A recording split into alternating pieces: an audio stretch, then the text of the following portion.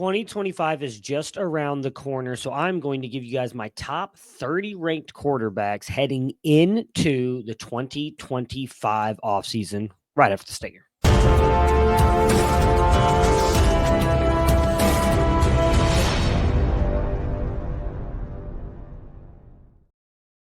If you guys like what we are doing here at Campus to Canton and you want to spread the good word of college fantasy football, please consider hitting that like and subscribe button. It is to help us continue to grow and show the world what a great game the college fantasy game is.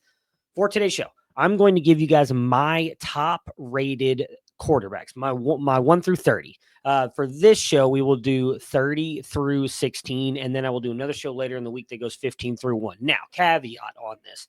Some of these players may end up going into the NFL draft. There are a couple players I think could end up coming back into college football. They do have some eligibility, and so I'm assuming that they do, just because that they have not necessarily, in my opinion, at least raised their draft capital to a level that they probably should go to the NFL. If that happens, and I expect them to come back, that's why you see them in these rankings.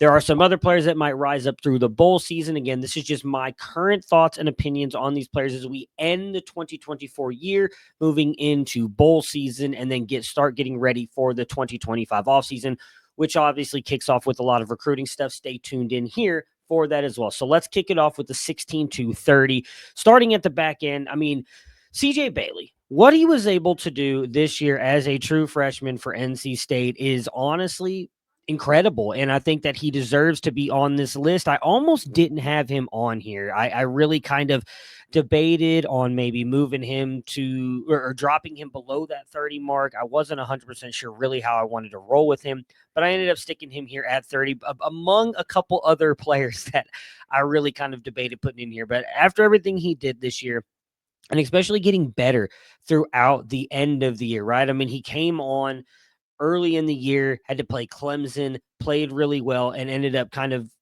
had a couple up and down moments throughout the season, but I thought overall played a really good year, and I think you can progress or expect him to make some pretty good progressions. He finished with 20.6 fantasy points per game and finishes a 76th ranked quarterback overall. As of right now, it looks like Robert Anae is going to stick on as the offensive coordinator there. We like that with the way that rushing quarterbacks are used. Now, Bailey did not use his legs a ton last year. Only 255 rushing yards, did get 5 touchdowns, though. So maybe we see a little bit more of that once we assume he's implemented as the NC State starter. Moving on to 29, Gunnar Stockton. Look, maybe Carson Beck comes back. If you can see Gunnar Stockton on here, I'm just going to go ahead and let you guys know Carson Beck is not on this list. I assume he goes to the NFL, even with the UCL injury, and that's not knowing if he's going to play for the Bulldogs in their playoff game. So with that being said, I think Gunnar Stockton probably comes in and takes over this offense. Yeah, he didn't have a great game in the SEC championship game against Texas, but I thought he played fine for what we were expecting. I think that he's likely going to be the guy. I don't think that they go to the portal. What's obviously going to be even more interesting is what that room looks like around him.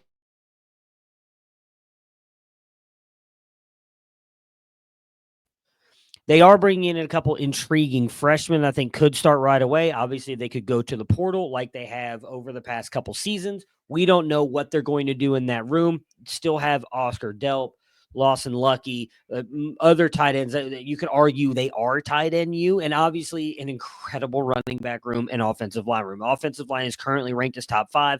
I don't see that changing much even going into 2025. They've got a ton of great running backs to help out Gunnar Stockton. So I think just from a C2C perspective, even if maybe he doesn't put up a ton of points from the college fantasy side, he does have the tools to be projected to the NFL. Number 28, Darian Mensah going to Duke. If you watch Campus to Canton live recently with Felix, Chris, and myself, you saw us kind of get into this one a little bit. Like I get, Darian Mensah transferring up from Tulane. A lot of people wanted him to go to a quote-unquote better school, like maybe a higher-end P4 school, however you want to put it. But if you realistically go back and look at it, Malik Murphy was top 15 in pass attempts this year, and I don't see why that would change with Darian Mensah. On top of that, Mensah can actually add a little bit more with his legs than Malik Murphy can. Now, granted, Duke is losing Jordan Moore, so maybe he doesn't have that good wide receiver, at least NFL talented wide receiver on the outside, because Jordan Moore will go to the NFL and likely get drafted as a day 3 player. Maybe Mensah doesn't have that yet. We don't know what Duke is going to do in the transfer portal. And right now, I'm not seeing that wide receiver in the recruiting class. But again, Darian Mensah has 3 more years of eligibility, so it doesn't have to be this year. Give him time. Let him learn the offense. I think Mensah is going to end up being just fine. I think Duke is going to be a good enough school to get him draft capital. I mean, hell, they got Daniel Jones drafted. I think we can admit that Daniel Jones maybe shouldn't have been. He was also a 1-year starter for the most part. Darian Mensah has the opportunity to do that for 3 straight years at Duke. So I think he's going to be fine overall. I'm really not that panicked about it.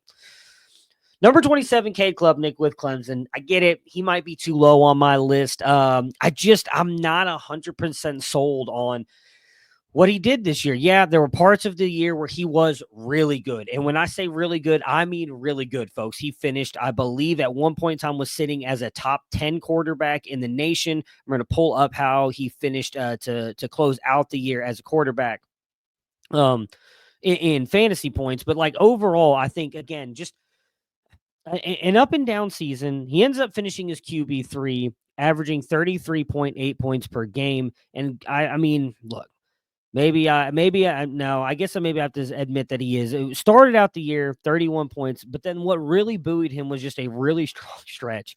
61 points, 41, 45. But then he went down a little bit, right? 29, 26, 34, 21, 29. Then went back up again toward the end, 34, 31, 30, 39.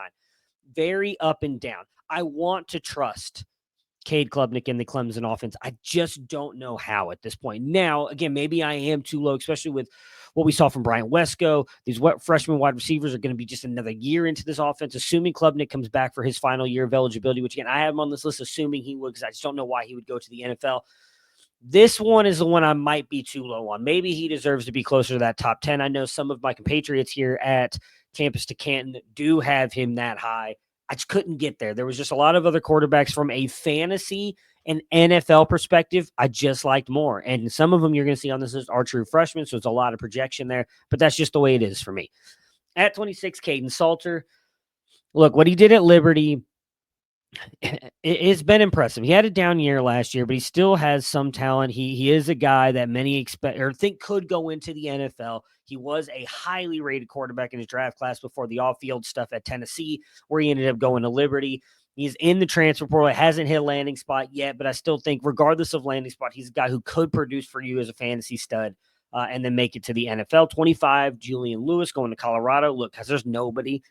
And I mean, right now, nobody on that depth chart. Now, Caden Salter, I believe, is one of the quarterbacks projected to go visit Colorado. So maybe he's the guy there for a year, and then Julian Lewis takes over. Regardless, let's just assume Dion and Pat Shermer stay, and they're able to reload that wide receiver room a little bit. I mean, they got Draylon Miller, Amarion Miller. Both were very good, and I think could be very good for Colorado moving forward.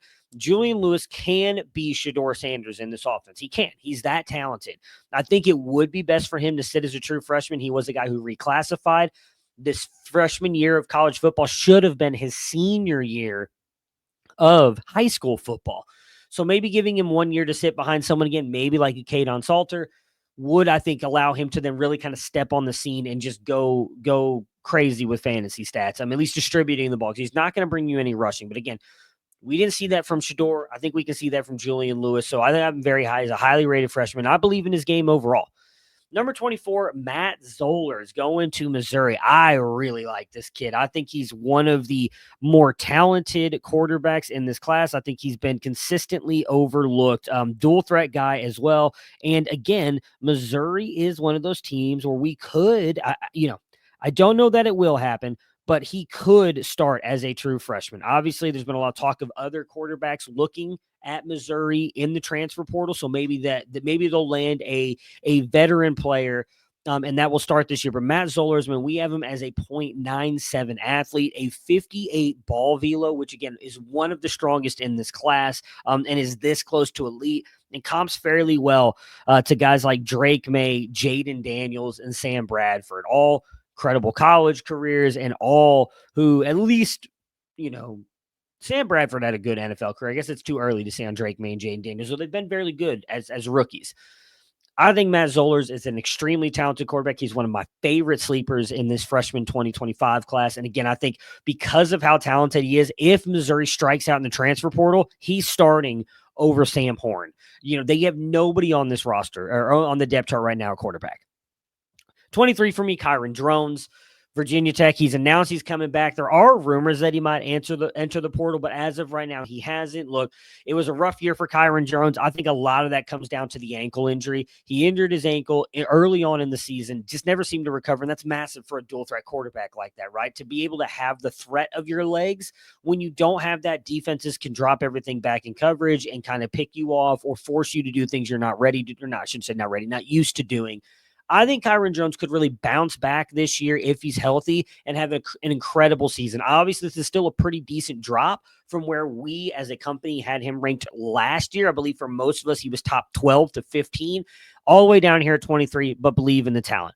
Speaking of dual threat quarterbacks, number 22, Damon Williams, going to get his first start or first year, assuming health, obviously, because, we don't, I cannot project that he is going to get hurt, obviously, at any point in time. So Damon Williams, Jed Fish has already said all season long, they had him out there playing in certain spots and saying that we expect Damon Williams, he's going to be our starter next year, and we wanted to get him a little bit of run.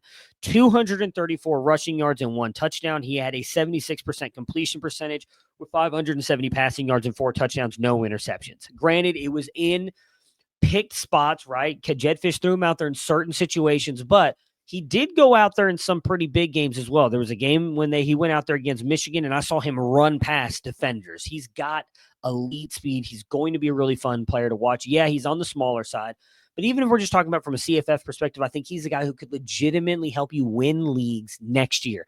That is how talented I think Damon Williams. He was one of my favorite freshmen in last year's class. I think he's going to do it this year. Auburn landed Jackson Arnold in the transfer portal. Pretty steep drop for him, in my opinion. Most of us had him as a top 10 quarterback. I had him around 15, so a little bit of a drop for me there.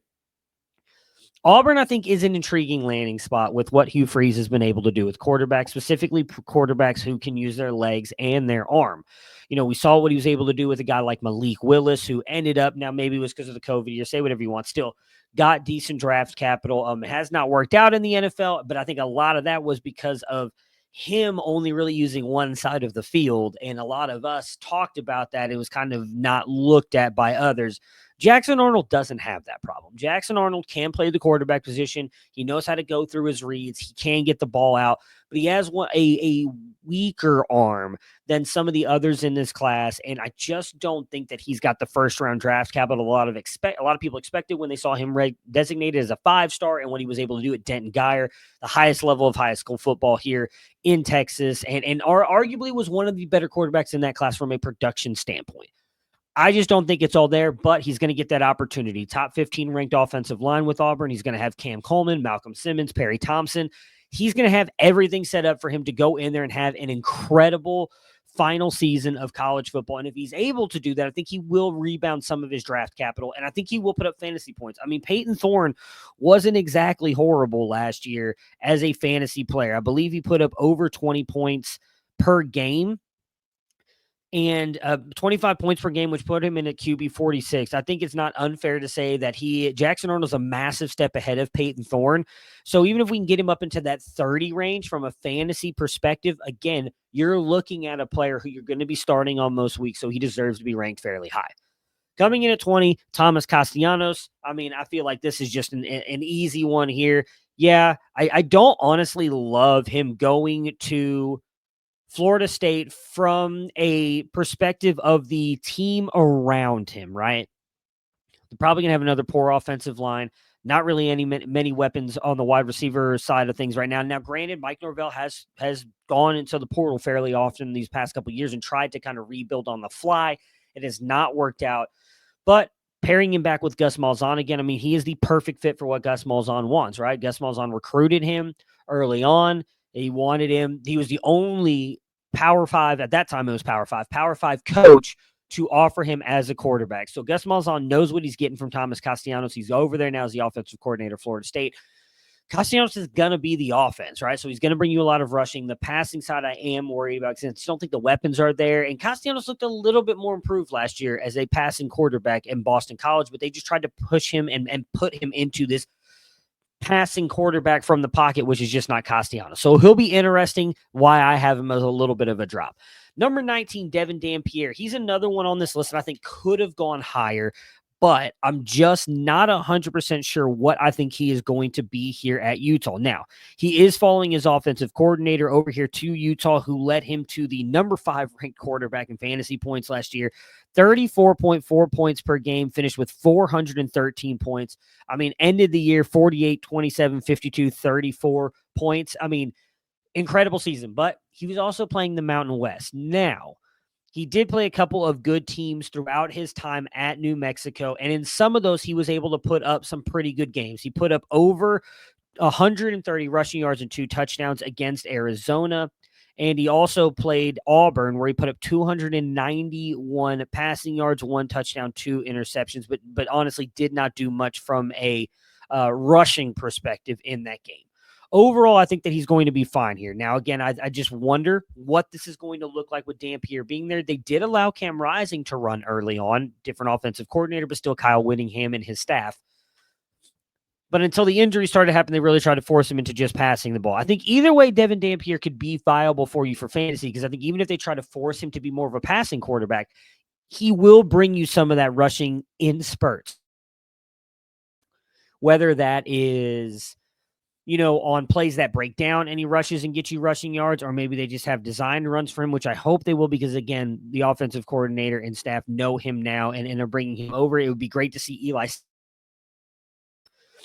Eli Sanders come over with him as well, the running back from New Mexico, who is also in the portal, just to kind of help that. And Dampier has a couple years of eligibility as well. So, maybe we see him play for a couple years here in the Big 12. He end up dominating. Definitely could move higher in the list. I wasn't really comfortable with where I ranked him. I feel like he should be higher.